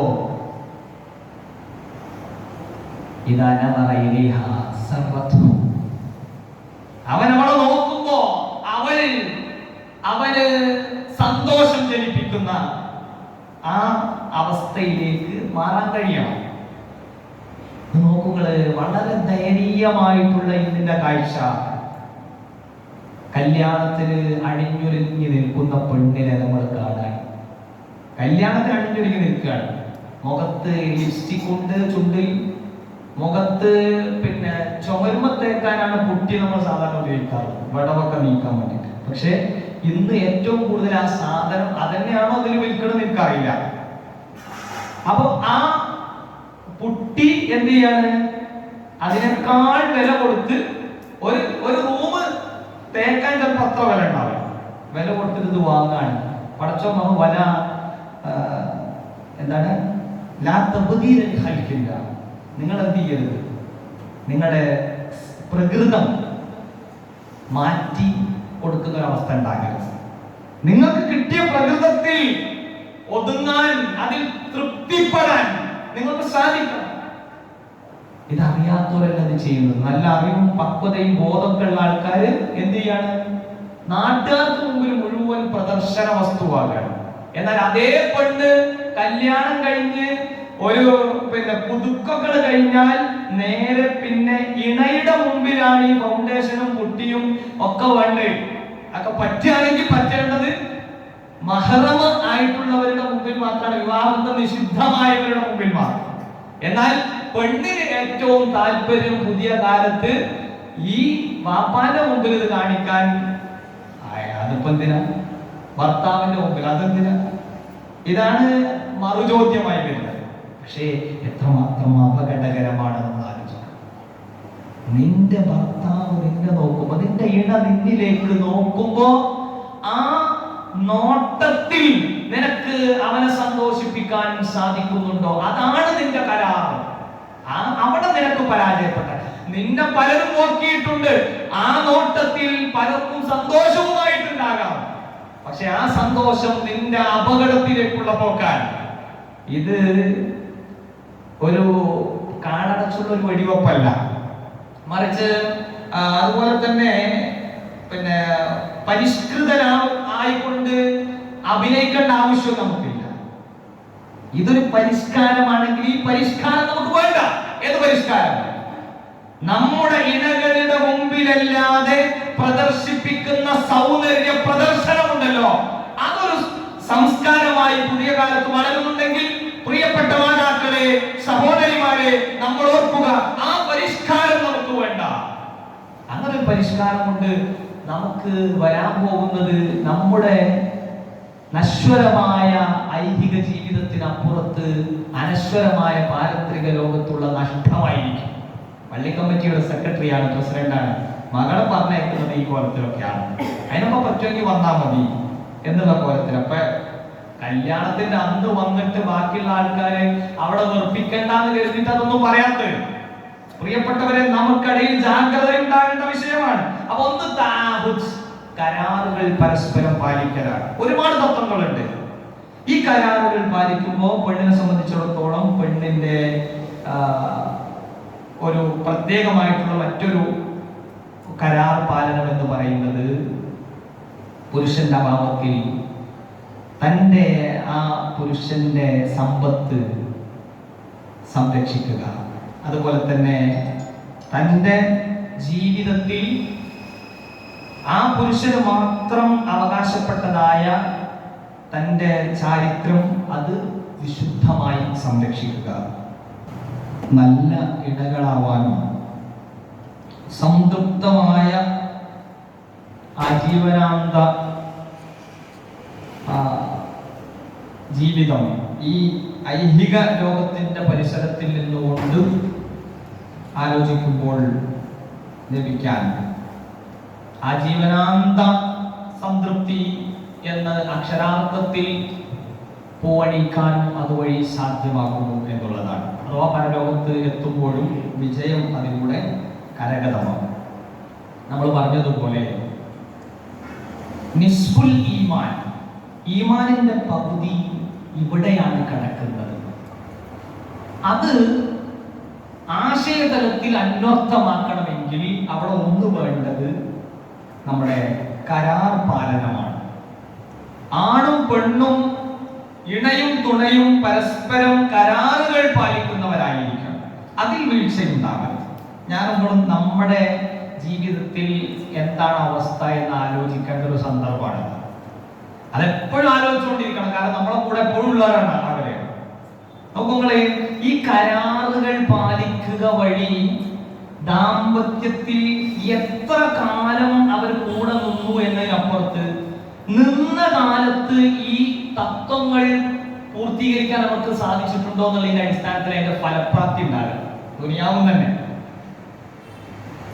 ഒരു മാസം പോലും തികച്ച് തന്റെ ഇണയോടൊപ്പം കഴിച്ചു കൂട്ടാൻ അവസരം കിട്ടാത്ത ആളുകൾ വർഷങ്ങളോളം അവർക്ക് വേണ്ടി പരിചരണം ഒരുക്കാൻ തയ്യാറായതിന്റെ ഒരുപാട് ഹിസ്റ്ററികൾ നമ്മളൊക്കെ കേട്ടിട്ടുണ്ട്. അതായത് 1-2 മാസത്തിന്റെ ഇടയിൽ വിദേശത്ത് പോകും, പിന്നെ വിദേശത്ത് നിന്ന് വരുന്ന രോഗവും പ്രയാസവും ഒക്കെ ആയിട്ടായിരിക്കും വരുന്നത്.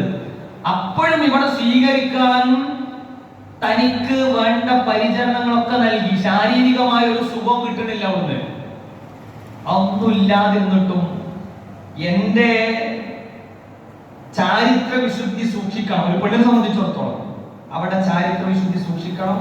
അവൾക്ക് കിട്ടാനുള്ള പല അവകാശങ്ങളും കിട്ടുന്നില്ല എങ്കിൽ പോലും തനിക്ക് കിട്ടിയ അല്പസമയത്തെ കുറഞ്ഞ മാസങ്ങളുടെ മാത്രം ബന്ധങ്ങൾ അത് ഏറ്റവും സുദൃഢമായിരുന്നു. അത് കരാർ പാലിക്കുന്ന അവസരങ്ങളിലായിരുന്നു ഉണ്ടായിരുന്നത്. അവിടെ സ്നേഹബന്ധങ്ങളുടെ ഊഷ്മളത എനിക്ക് അനുഭവിക്കാൻ പറ്റിയിട്ടുണ്ടെന്ന് ഒരു പെണ്ണിനെ മനസ്സിലാക്കി കഴിഞ്ഞാൽ ആ പെണ്ണ് സ്വാഭാവികമായിട്ടും ആ പ്രിയതമൻ മരിക്കുന്നത് വരെ അവന്റെ കൂടെ ഉണ്ടാകും. അതൊരു സൗഭാഗ്യമാണ്. ഇതൊക്കെ നമ്മുടെ നാട്ടിൽ നിന്ന് ഒരുപാട് കാര്യങ്ങൾ നമുക്ക് വിശദീകരിക്കാൻ കഴിയും. മറ്റൊരു കാര്യം, നമ്മൾ സംതൃപ്ത ദാമ്പത്യത്തിന് നമ്മൾ പാലിക്കേണ്ട മറ്റൊരു ഘടകം എന്ന് പറയുന്നത് തആറുഫാണ്. പരസ്പരം മനസ്സിലാക്കണം. എനിക്ക് എന്റെ ഇണയെ, അവൾക്ക് എന്നെ ഒക്കെ മനസ്സിലായിട്ടുണ്ടോ എന്ന് ചോദിച്ചാൽ മനസ്സിലായിട്ടുണ്ട്. ഈ മനസ്സിലായിട്ടുണ്ട് എങ്കിൽ പിന്നെ നമ്മൾ പറയുന്ന വാചകങ്ങൾ ഒരു പക്ഷേ അത് നെഗറ്റീവാണെങ്കിൽ പോലും അവരെന്ത് ചെയ്യും, കാര്യം ഉൾക്കൊള്ളും. നമുക്ക് റസൂൽ സല്ലല്ലാഹു അലൈഹി വസല്ലം തങ്ങളിൽ മാതൃകയുണ്ട് എന്നും റസൂലിനെ പോലെ നമ്മൾ ആകണമെന്നും ഒക്കെ നമ്മൾ പറഞ്ഞാലും ആ ദർജയിലേക്ക് എന്തായാലും നമ്മൾ എത്തൂലല്ലോ. സ്വാഭാവികമായിട്ടും നമ്മളിൽ നിന്ന് സമ്മിശ്ര പ്രതികരണങ്ങൾ ഉണ്ടാവും. പക്ഷെ ഒരു മനസ്സിലാക്കാനുള്ള ആ മനസ്സിലാക്കാൻ കഴിഞ്ഞിട്ടുണ്ട് എങ്കിൽ എനിക്ക് എന്റെ ഇണയെ അറിയാം, അവൾക്ക് എന്നെയും അറിയാം എന്നൊരു കാര്യത്തെ എങ്ങനെയാണ് ശരിക്കും നമുക്ക് വിലയിരുത്താൻ സാധിക്കുക?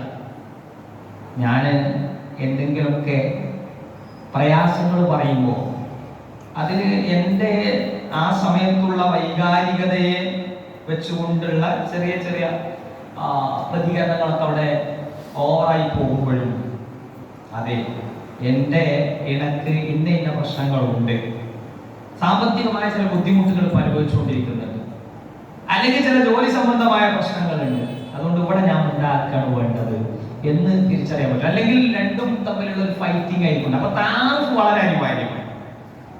താറഫ് ഉണ്ടാകണം, പരസ്പരം നമ്മൾ അറിയണം, തിരിച്ചറിയണം. മറ്റൊന്ന് തകാറുമാണ്, പരസ്പരമുള്ള ആദരവ്, ബഹുമാനം. ഞാൻ ബഹുമാനിക്കപ്പെടേണ്ടവനും എൻ്റെ പെണ്ണ് അവളെപ്പോഴും ബഹുമാനിക്കേണ്ടവളും, ഇങ്ങനെ ബഹുമാനിച്ച് ആദരിച്ച് താലോലിച്ച് കൊണ്ടിറക്കേണ്ടവളുമല്ല. ഇസ്ലാമിന്റെ വിവാഹ ജീവിതത്തിലെ തത്വങ്ങളൊക്കെ പരിശോധിച്ച് കഴിഞ്ഞാൽ രണ്ടാൾക്കും ബാധക. ഓക്കെ, രണ്ടുപേർക്കും ബാധക. പുരുഷൻ എന്തെങ്കിലും ഒരു മേൽക്കോയ്മ ഉണ്ടെങ്കിൽ അത് പടച്ചോൻ പറയുന്ന മേൽക്കോയ്മ ഉത്തരവാദിത്വത്തിന്റെ മേലുള്ള മേൽക്കോയ്മയാണ്. അല്ലാതെ അവന് അതിന്റെ പേരിൽ പവറും ഉശിരും കാണിക്കാനുള്ളതല്ല. കൂടുതൽ അവന് ഉത്തരവാദിത്തങ്ങൾ ഉണ്ട് എന്നുള്ളൊരു ബോധമാണ്, ആ ഉൾവിളിയാണ് അവരിലേക്ക് വരേണ്ടത്. അപ്പൊ എന്ത് വേണം? തക്കാറും, പരസ്പരം ബഹുമാനിക്കണം. നോക്കുമ്പോഴേ ഞാനൊരു ചെറിയ ഉദാഹരണം പറയാം. റസൂൽ സല്ലല്ലാഹു അലൈഹി വസല്ലം തൻ്റെ പ്രിയപ്പെട്ട പത്നി ആയിഷ റളിയല്ലാഹു അൻഹയുടെ അരികിലേക്ക് റസൂലിന്റെ മറ്റൊരു ഭാര്യയുടെ വീട്ടിൽ നിന്ന് മധുര പലഹാരങ്ങളുമായിട്ട് എന്ത് ചെയ്യാണ്? വരികയാണ്. ഈ മധുര പലഹാരങ്ങളുമായിട്ട് വരുന്നത് ഒരു മൺപാത്രം കൊണ്ടാണ്. ആയിഷ ബീവി ഒരു ചെറിയ വൈമനസ്സുള്ളത് കൊണ്ട് അത് തട്ടിമാറ്റിയപ്പോൾ സ്വാഭാവികമായിട്ടും അതിലെ പലഹാരങ്ങൾ പോയി, അപ്പുറത്ത് ചട്ടി പൊട്ടിപ്പോയി.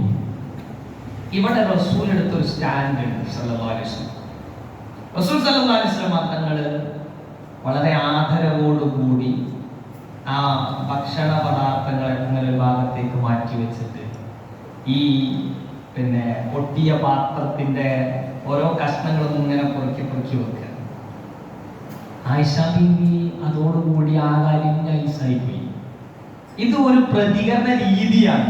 നമ്മൾ പരസ്പരം ആദരിച്ചും ബഹുമാനിച്ചുമാണ് കാര്യങ്ങളെ, പ്രശ്നങ്ങളെ ഇടപെടുന്നത് എങ്കിൽ അതിലൂടെ ഉണ്ടായിത്തീരുന്നത് മഹത്തരമായ ഒരു സംസ്കാരമായിരിക്കും. അവിടെ നമ്മൾ വലിയ പ്രശ്നം ആക്കി കഴിഞ്ഞാൽ അതുവഴി തന്നെ ചിലപ്പോ വൈവാഹിക ജീവിതത്തിന് വലിയ ബുദ്ധിമുട്ടുകൾ, ഒരിക്കലും ചേരാത്ത വിധത്തിലുള്ള തൊലാഖിലേക്കൊക്കെ അത് എത്തിക്കും. ഇന്നത്തെ കാലത്ത് അത്രയൊന്നും ആവശ്യമില്ല അതിനൊന്നും. ചെറിയ അങ്ങോട്ടും ഇങ്ങോട്ടും എനിക്ക് പറ്റാത്തത് ഓൻ പറഞ്ഞു, ഓന് പറ്റാത്തത് ഞാൻ അവള് പറഞ്ഞു, ഇങ്ങനെ തുടങ്ങിയിട്ട് എല്ലാം പ്രശ്നങ്ങളാണ്. അവിടെ നമ്മൾക്ക് അള്ളാഹുവിന്റെ റസൂല് നമുക്ക് മാതൃകയാണ്. റസൂലിന്റെ വിവാഹങ്ങളൊക്കെ വിമർശിക്കുന്ന, അതിന്റെ ഉത്തുംഗതിയിൽ എത്തി നിൽക്കുന്ന ഒരു കാലഘട്ടത്തിലാണ് നമ്മൾ ജീവിക്കുന്നത്. ഒക്ടോബർ 12-ന് ലിറ്റ്മസും എസൻസ് ഗ്ലോബലിന്റെ ഒക്കെ നേതൃത്വത്തിലുള്ള പരിപാടിയൊക്കെ കോഴിക്കോട് സ്വപ്നനഗരിയിൽ നടക്കാൻ പോകും. അതിലൊക്കെ ഒരു പ്രധാന വിഷയം പ്രവാചകനാണ്. പ്രവാചകൻ സല്ലല്ലാഹു അലൈഹി വസല്ലം തങ്ങളുടെ വിവാഹങ്ങളാണ്. അല്ലാഹുവിന്റെ റസൂൽ സല്ലല്ലാഹു അലൈഹി വസല്ലം തങ്ങളുടെ വിവാഹങ്ങളിൽ നിന്ന് നമുക്ക് പഠിക്കാനുള്ള ഒരുപാട് കാര്യങ്ങൾ. റസൂൽ സല്ലല്ലാഹു അലൈഹി വസല്ലം തങ്ങൾ കെട്ടിയ അത്ര നമ്മൾ കെട്ടാൻ പാടില്ല. അത് ആ ഹുക്മ് അവിടെ വന്നതോടുകൂടി റസൂൽ സല്ലല്ലാഹു അലൈഹി വസല്ലം തങ്ങൾക്കും അവിടെ പരിധി നിശ്ചയിക്കപ്പെട്ടു. റസൂലിന്റെ ഭാര്യമാർ ഉമ്മഹാത്തുൽ മുഅ്മിനീനാണ്. നമ്മളെ സംബന്ധിച്ചിടത്തോളം ഉമ്മമാരാണ്. ആർക്കും അവരെ പിന്നീട് വിവാഹം കഴിക്കാൻ പാടില്ല. ഇനി കഴിഞ്ഞ ദിവസങ്ങളിൽ നമ്മൾ സോഷ്യൽ മീഡിയയിലൊക്കെ ചില സംസാരങ്ങളൊക്കെ കേട്ടു. തലക്കെട്ട് കെട്ടിയ ആൾക്കാരുടെ പ്രവാചകൻ സല്ലല്ലാഹു അലൈഹി വസല്ലം തങ്ങളെ അത്യന്തം ഇകഴ്ത്തി കാണിക്കുന്ന രൂപത്തിലുള്ള, റസൂലിന് എല്ലാ പെണ്ണുങ്ങളെയും വെറുക്കാനുള്ള അനുവാദമുണ്ട്. അവിടെ എവിടെയും പോകുന്ന ആൾക്കാരുടെയൊക്കെ ഭാര്യമാർ റസൂൽ അവിടെ നിൽക്കാൻ പറഞ്ഞാൽ അതോടുകൂടി റസൂലിന്റെ ഭാര്യമാരെ എന്നൊക്കെ പറയുന്ന കൾച്ചറുണ്ടല്ലോ. ഈ യുക്തിവാദികൾ എന്നൊക്കെ അറിയപ്പെടുന്ന ആളുകൾക്ക് വളം വെച്ചു കൊടുക്കുന്ന സംസ്കാരങ്ങൾ, അത് നമ്മുടെ ഭാഗത്ത് ഉണ്ടാകാൻ പാടില്ല. കാരണം നമ്മൾ പഠിക്കേണ്ടത് റസൂലിന്റെ വിവാഹത്തിന്റെ അടിസ്ഥാനങ്ങളെയാണ്. റസൂൽ സല്ലല്ലാഹു അലൈഹി വസല്ലം തങ്ങൾ സ്ത്രീലംബടനായിരുന്നോ? ഒരിക്കലും അല്ല. കാരണം റസൂൽ സ്ത്രീലംബടനായിരുന്നു എങ്കിൽ നുബുവത്ത് വരെ നോക്കാം. നുബുവത്ത് വരെ, ആ സമയം വരെ റസൂലിന് അവിടെ ഒരുപാട് സ്ത്രീകളെ കിട്ടുമായിരുന്നു. കാരണം മക്കയിൽ അങ്ങേയറ്റം തിന്മകൾ കലുഷിതമായ ഒരു അന്തരീക്ഷത്തിൽ, ഇതൊക്കെ നമ്മൾ കൾച്ചറിനെ കൂടി പഠിച്ചിട്ടാണ് ഈ കാര്യങ്ങളൊക്കെ വിലയിരുത്തുന്നത്. നമുക്ക് പറയാൻ സമയമില്ല. എന്നാൽ ഒരു അടിസ്ഥാനം എന്താണ് എന്ന് ചോദിച്ചു കഴിഞ്ഞാൽ, അല്ലാഹുവിന്റെ റസൂൽ 25-ാമത്തെ വയസ്സിൽ ഖദീജ റളിയല്ലാഹു അൻഹയെ വിവാഹം കഴിക്കുന്നു. തന്നെക്കാൾ പ്രായം കൂടുതലാണ്. അപ്പോൾ അവിടെ എന്തേ മാനദണ്ഡാക്കിയിട്ടുള്ളൂ? തനിക്ക് കൂട്ടായി, തണലായി, സദ്വൃദ്ധയായി മാറുന്ന ഒരു അത്രേ വിചാരിച്ചിട്ടുള്ളൂ. അതവിടെ നടന്നു. എന്നിട്ട് എന്താ സംഭവിച്ചത്? നുബുവത്തും കിട്ടി, മക്ക ജീവിതവും കഴിഞ്ഞ് ഹിജ്റക്ക് ശേഷമാണ്, അഥവാ റസൂൽ സല്ലല്ലാഹു അലൈഹി വസല്ലം തങ്ങളുടെ 53 വയസ്സിന്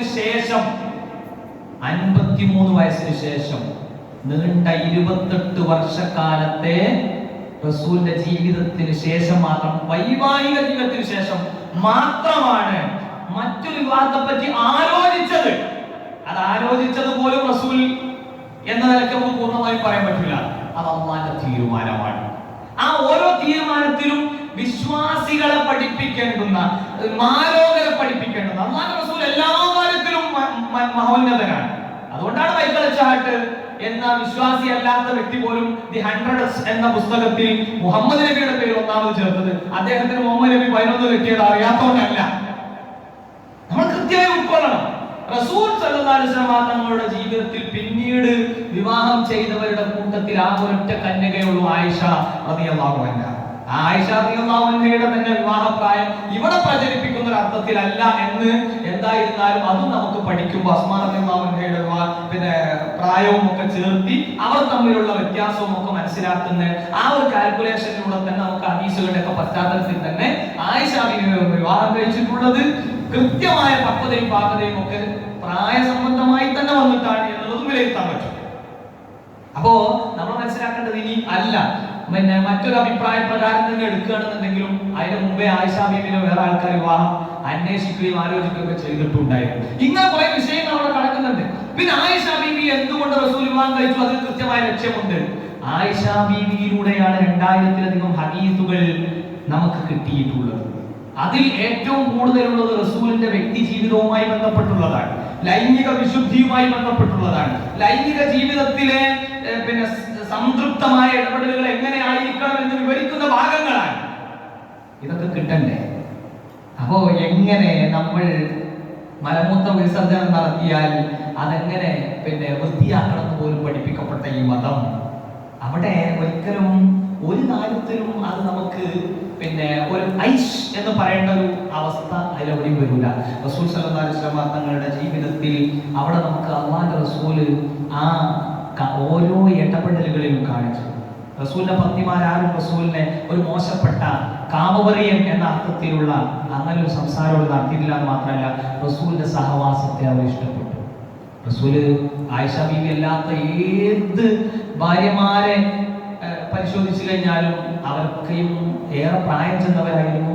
അതൊക്കെ ഒരു സംരക്ഷണത്വത്തിന്റെ ഒരു തലം കൂടി അതിനുണ്ടായിരുന്നു.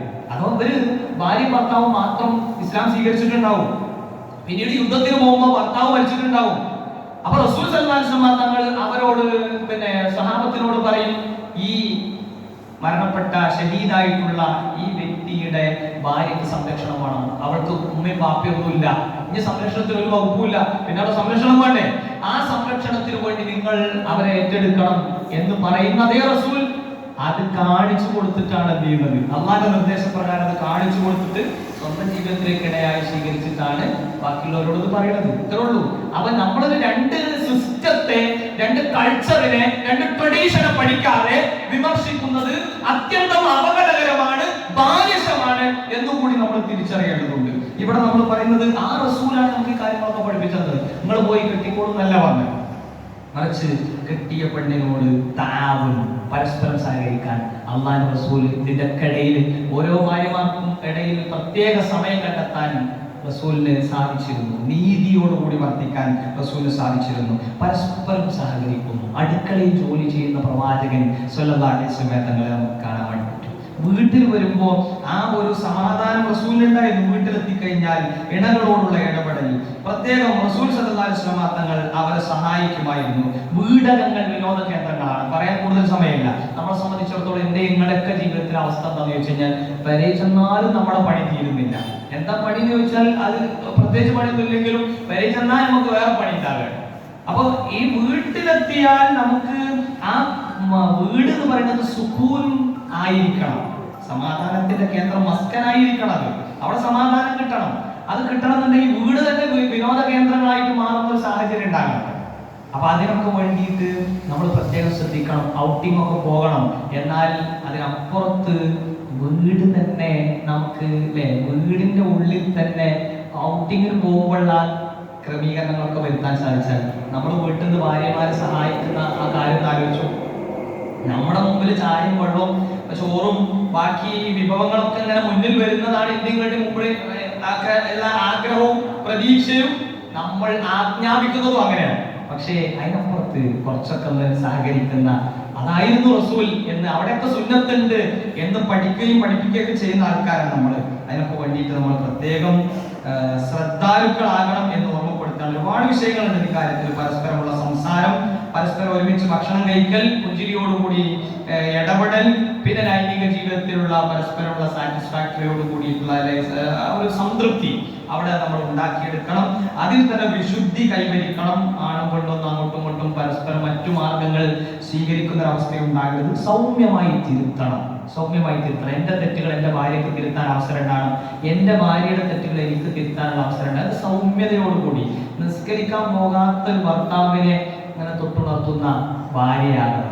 അതായത് അല്ലാത്ത നമ്മളെ ആവശ്യങ്ങൾക്കൊക്കെ വേണ്ടി ഉപയോഗപ്പെടുത്തുകയും എന്നാൽ ക്ഷീണം ഉണ്ടാവുമല്ലോ, കടന്നുറങ്ങിക്കോട്ടെ എന്ന് കരുതാത്തൊരവസ്ഥയിൽ എന്താണോ ദീൻ അതിന് സാധ്യമാകണമെങ്കിൽ തുൻകവുൽ മർഅത്തുൽ അർബഈൻ മാലിഹാ വലിയസ്ലിഹാ വലിദീനിഹാ ഫദ്ഫർ ബിദാത്തി ദീൻ എന്ന് പറഞ്ഞല്ലോ. അതിൻ്റെ ഇടയിൽ ഈ ഭാഗങ്ങളൊക്കെ പറഞ്ഞിട്ട്, അതുകൊണ്ട് ദീനുള്ള ആളുകളെ സെലക്ട് ചെയ്യാൻ നമ്മുടെ മക്കൾക്കൊക്കെ അങ്ങനെ സെലക്ട് ചെയ്ത് കൊടുക്കാൻ നമ്മൾ പ്രത്യേകം ശ്രദ്ധിക്കേണ്ടതുണ്ട് എന്ന് കൂടി ഓർമ്മപ്പെടുത്താണ്. പരസ്പരമുള്ള സ്നേഹപ്രകടനങ്ങൾ അത് നമുക്ക് പങ്കുവെക്കാൻ കഴിയണം. സ്നേഹം എന്ന് പറയുന്നത് love is to be expressed. പ്രേമം, സ്നേഹം എന്നൊക്കെ പറയുന്നത് അത് പ്രകടിപ്പിക്കാനുള്ളതാണ്. അത് പ്രകടിപ്പിക്കണം. അത് എനിക്ക് എൻ്റെ മനസ്സിൽ ഭയങ്കര സ്നേഹം എൻ്റെ ഇടയോട്, പക്ഷെ ഓൾക്കത് അറിയണേ ഇല്ല എങ്കിൽ എൻ്റെ മനസ്സിലുണ്ടോണ്ട് കാര്യമില്ല. അത് പ്രകടിപ്പിക്കണം. ആ ഒരർത്ഥത്തിൽ ആദർശബന്ധിതമായ കുടുംബജീവിതം നയിക്കാൻ നമുക്ക് സാധിക്കണം. ആ സാധ്യമാകുന്നതിന് നമ്മളെപ്പോഴും പ്രാർത്ഥിക്കുകയും വേണം. ഞാൻ അവസാനിപ്പിക്കുകയാണ്. റബ്ബന ഹബ് ലനാ മിൻ അസ്വാജിനാ വദുരിയാതിനാ ഖുർറത അയുനിൻ വജ്അൽനാ ലിൽ മുത്തഖീന ഇമാമ. അല്ലാഹുവേ, ഞങ്ങളുടെ കുടുംബത്തിൽ നിന്ന്, മാതാപിതാക്കളിൽ നിന്ന്, ഇണകളിൽ നിന്ന്, മക്കളിൽ നിന്ന് റഹ്മാനായ റബ്ബേ ഞങ്ങൾക്ക് കൺകുളിർമ പ്രദാനം ചെയ്യണേ. അതോടൊപ്പം തന്നെ ഞങ്ങളുടെ നാട്ടിലെ മുത്തഖീങ്ങൾക്ക് ഇമാമുമാരാകുന്ന, നേതൃത്വം വഹിക്കുന്ന ആളുകളായിട്ട് അവരെ നീ പരിഗണിക്കുകയും ചെയ്യണമേ എന്നൊക്കെയുള്ള പ്രാർത്ഥന നമ്മുടെ ജീവിതത്തിൽ സദാസമയവും ഉണ്ടാകണം. അതുകൊണ്ട് പ്രിയപ്പെട്ടവരെ, നമ്മൾ മനസ്സിലാക്കേണ്ട കാര്യം വളരെ സിമ്പിളായിട്ട് പറഞ്ഞു കഴിഞ്ഞാൽ, വിവാഹം എന്ന് പറയുന്നത് അള്ളാഹുവിന്റെ ദൃഷ്ടാന്തമാണ്. ആ വിവാഹത്തിലൂടെ അള്ളാഹു ലക്ഷ്യമാക്കിയത് സക്കീനത്താണ്, സുക്കൂനാണ്, സമാധാനമാണ്. ആ സമാധാനം ലഭിക്കാൻ നമ്മളിൽ ഉണ്ടാകേണ്ടത് കാര്യങ്ങൾ ആയിട്ടുള്ള റഹ്മത്തും അബദ്ധത്തും അള്ളാഹു നിശ്ചയിച്ചിട്ടുള്ളതാണ്. അതോടൊപ്പം തന്നെ ആ സമാധാനവും കാരുണ്യവും സ്നേഹവും ഒക്കെ നിലനിൽക്കണമെങ്കിൽ നമ്മൾ ശ്രദ്ധിക്കേണ്ട ഭാഗങ്ങളെല്ലാം നമ്മൾ ശ്രദ്ധിച്ച് മുന്നോട്ട് പോകും. അല്ലാഹു സുബ്ഹാനഹു വ തആല അനുഗ്രഹിക്കുമാറാവട്ടെ. നമ്മുടെ കൂട്ടത്തിൽ നിന്ന് മൺമറഞ്ഞു പോയിട്ടുള്ള നമ്മുടെ ബന്ധുമിത്രാദികൾ, ഗുരുനാഥന്മാർ, ആദർശ ബന്ധുക്കൾ എല്ലാവർക്കും നാഥൻ മഗ്ഫിറത്തും റഹ്മത്തും പ്രദാനം ചെയ്ത് അനുഗ്രഹിക്കുമാറാവട്ടെ. നമ്മുടെ കൂട്ടത്തിൽ ധാരാളം വിഷമങ്ങൾ അനുഭവിക്കുന്നവരുടെ വിഷമങ്ങൾ അല്ലാഹു സുബ്ഹാനഹു വ തആല ദൂരീകരിച്ചു കൊടുത്ത് അനുഗ്രഹിക്കുമാറാവട്ടെ. റഹ്മാൻ റഹീമുമായ റബ്ബേ, ഞങ്ങളുടെ ഇണകളിൽ നിന്ന്, ഞങ്ങളുടെ സന്താനങ്ങളിൽ നിന്ന്, ഞങ്ങളുടെ മാതാപിതാക്കളിൽ നിന്നൊക്കെ കൺകുളിർമ ഞങ്ങൾക്ക് നീ പ്രദാനം ചെയ്ത് അനുഗ്രഹിക്കണേ നാഥ. അല്ലാഹുവേ, ഞങ്ങളുടെ ഈ ഇരുത്തവും കൂടിച്ചേരലും പറയലും കേൾക്കലും എല്ലാം സ്വാലിഹായ സൽക്കർമ്മമായി സ്വീകരിക്കുകയും ഇതിന്റെ അനുരണനങ്ങൾ ഞങ്ങളുടെ ജീവിതത്തിലേക്ക് കൊണ്ടുവരാൻ ഞങ്ങൾക്ക് എല്ലാവർക്കും നീ നല്ല തൗഫീഖ് പ്രദാനം ചെയ്ത് അനുഗ്രഹിക്കണേ നാഥ. ربنا آتنا في الدنيا حسنة وفي الآخرة حسنة وقنا عذاب النار. ربنا تقبل منا إنك أنت السميع العليم وتب علينا إنك أنت التواب الرحيم واغفر لنا يا غافر المذنبين. آمين برحمتك يا أرحم الراحمين. صلى الله على نبينا محمد وعلى آله وصحبه أجمعين والحمد لله رب العالمين.